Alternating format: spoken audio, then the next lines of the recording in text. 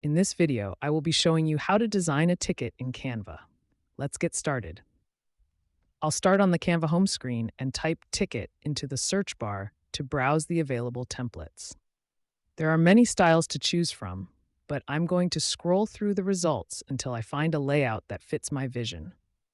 I've decided on this vintage cafe voucher, so I'll click on it and select Customize this template to open the editor. To turn this voucher into a wedding invitation, I'll begin by updating the text. I'll select the vertical text near the barcode and change it to say Save the Date.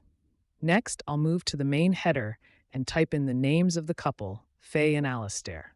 I'll also replace the grand opening text with wedding day and update the date to 25 April 2026.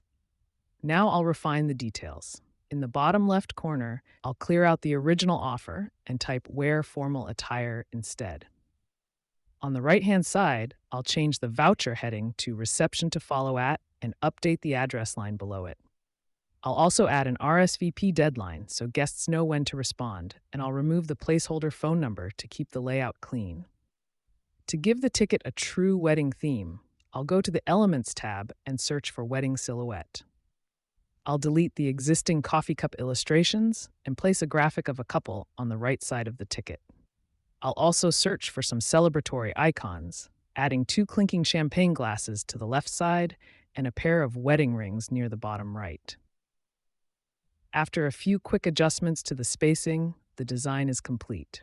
Thanks for watching, and I hope this helps you create your own unique tickets in Canva.